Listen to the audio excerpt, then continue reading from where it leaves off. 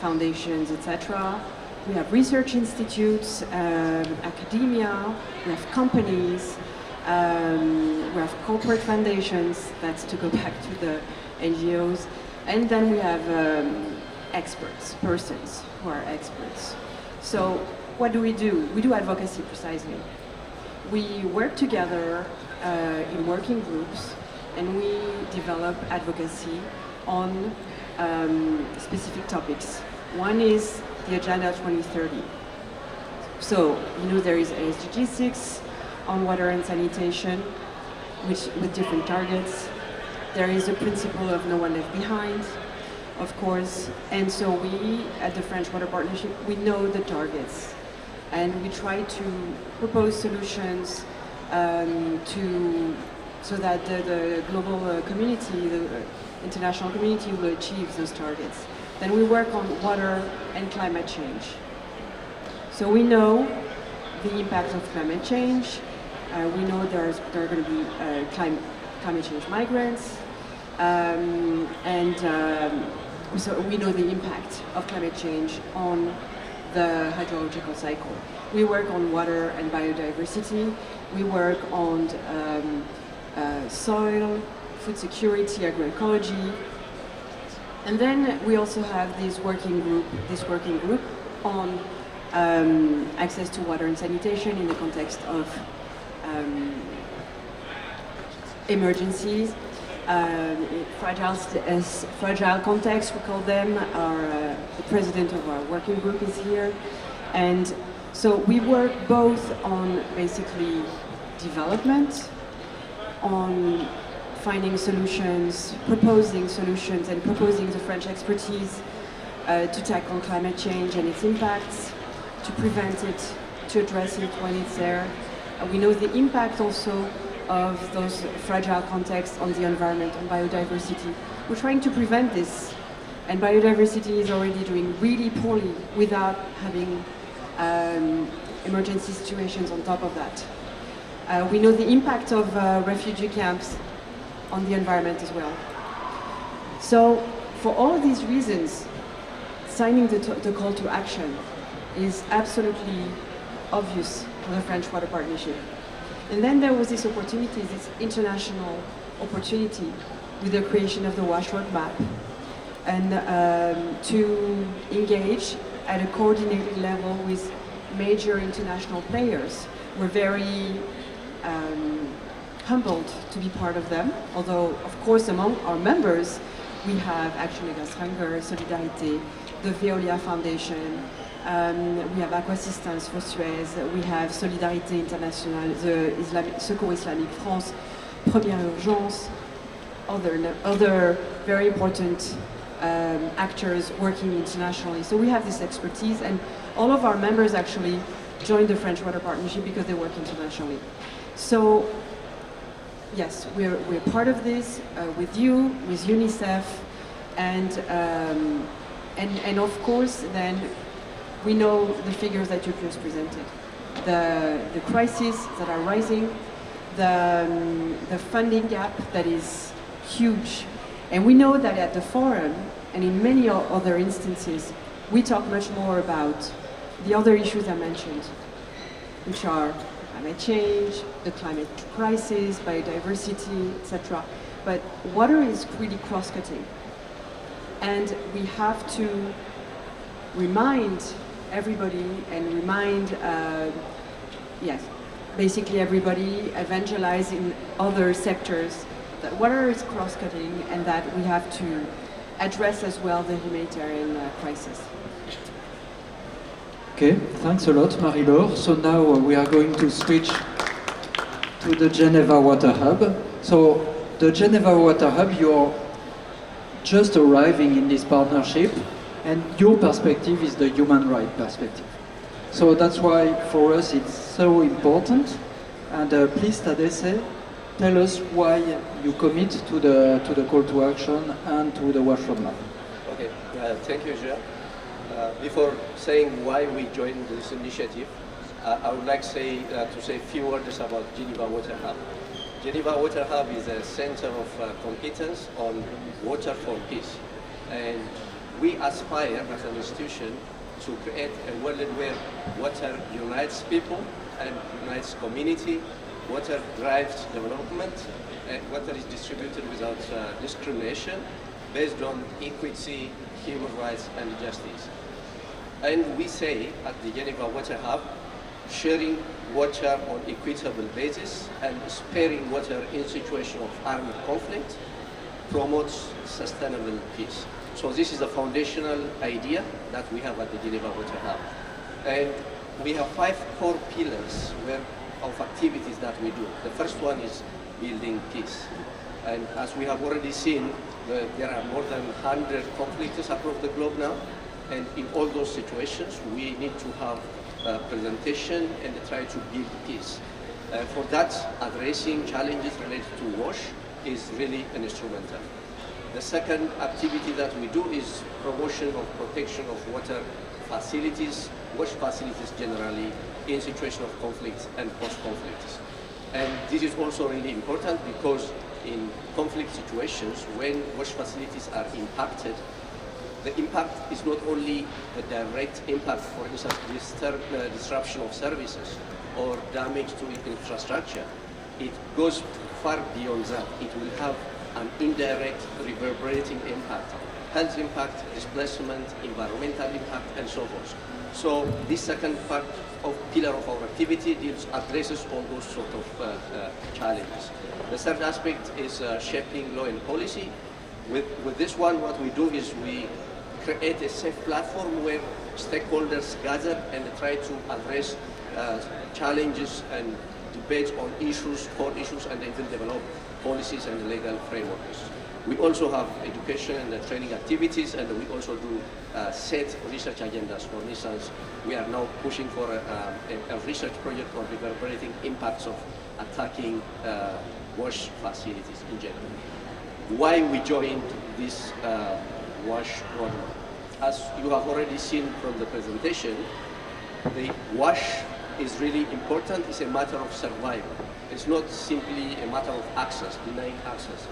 So if it is a matter of survival, we are also saying WASH services are there to ensure, protect life and health and facilitate sustainable development and lasting peace. It aligns exactly to what we have as a core objective of our institution. That's why we joined. And what we want to do after joining the WASH roadmap is to, one, contribute in terms of advocacy, because we are going to launch now at the Geneva Water Hub a global alliance on sparing water from armed conflict. So this global alliance is inclusive of states, international organizations, private actors. So that initiative, that global alliance, would definitely take on board this big idea and complement the activity of WASHMAP. We also have expertise on WASH services. We provide expertise and in kind. Maybe we may not have the required funding to help it, but then we will do advocacy and expertise contribution to this cause. Thank you. Fantastic. Thanks a lot, Tadesse. That's very useful to have you. Now I'm going to turn to France. And Virginie, you are going to tell us why France did sign the call to action. What do you think about all that? Do you think that there's a room for this issue on the next One Water Summit? What is the perception of France on that? Thank you.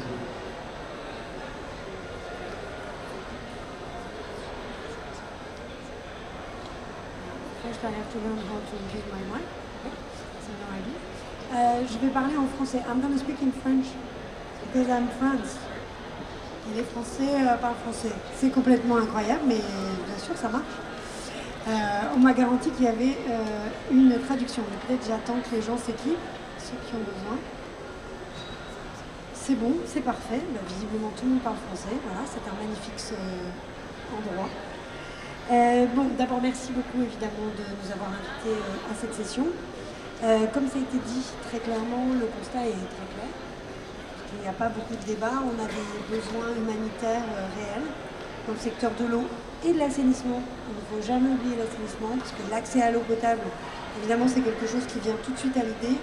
L'accès à l'assainissement en fait, a énormément de conséquences également derrière, notamment avec la pollution des pauvres réserves de sources d'eau potable dont on peut disposer. Donc il ne faut jamais l'oublier. Et malheureusement, ces problèmes ne se réduisent pas. Voilà. On va dire que clairement, c'est un problème que l'on continue à rencontrer. Et bien sûr, tout ça est amplifié dans un contexte de changement climatique où il y a d'une certaine manière des ressources de façon plus erratique, soit avec trop d'eau, soit avec pas assez d'eau. On le sait, c'est la conséquence numéro 1 du changement climatique. Donc, nous, évidemment, côté du gouvernement français, on est très...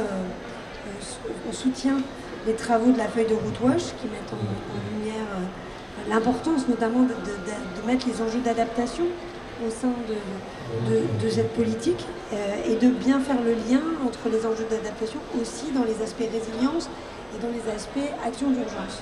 Ça, je pense que c'est vraiment un aspect qui est très important.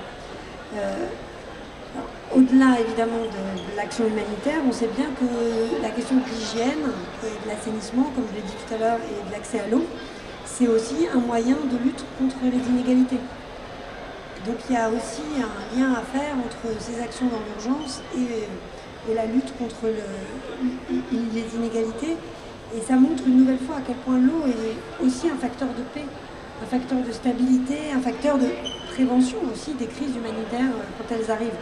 Quand on est allé avec Barbara Pompili à Rome, on a rencontré le WFP, enfin le PAM, je pourrais dire en français, et ils nous ont bien fait part de cette histoire, de cette nouvelle façon de réfléchir qu'ils avaient, qui était maintenant d'être dans la prévention des crises humanitaires et de travailler plutôt sur effectivement une feuille de route de résilience qui permet de disposer d'infrastructures qui permettent de prévenir les crises.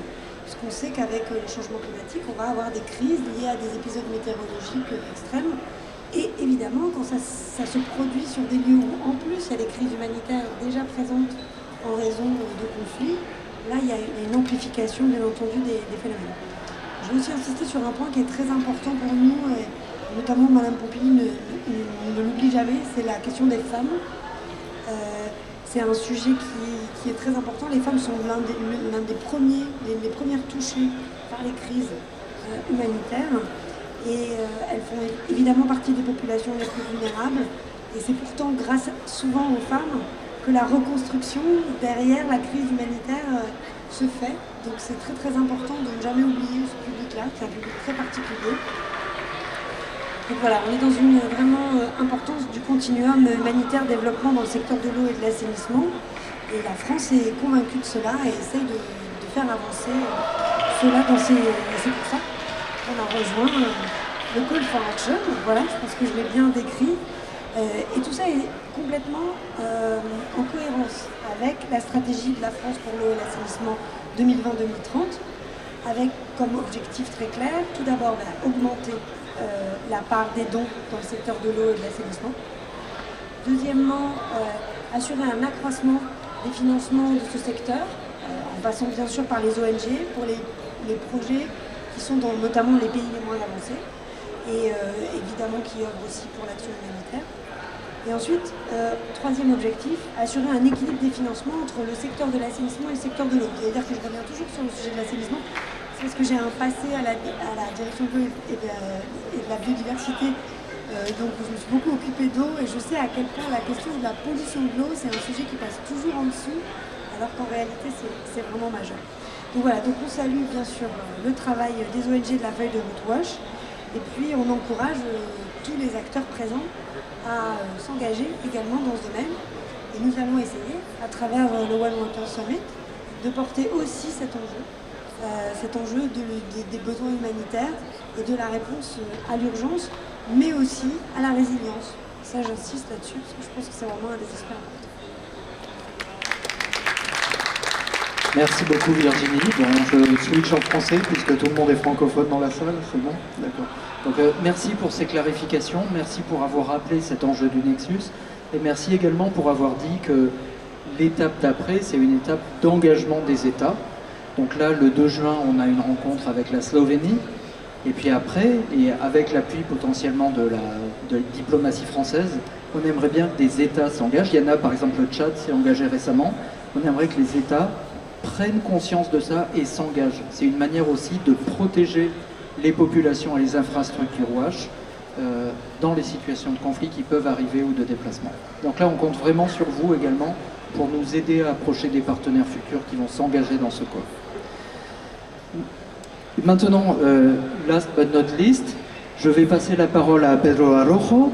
Et d'abord, Pedro, on est honoré que tu sois là, enchanté que tu sois là. Tu vas faire une très bonne transition, je pense, justement sur ce thème du Nexus.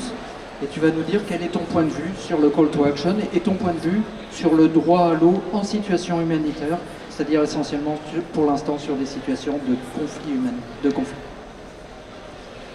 Très bien. Bon, tout d'abord dire que quand je suis venu, je me disais, France, je vais parler français.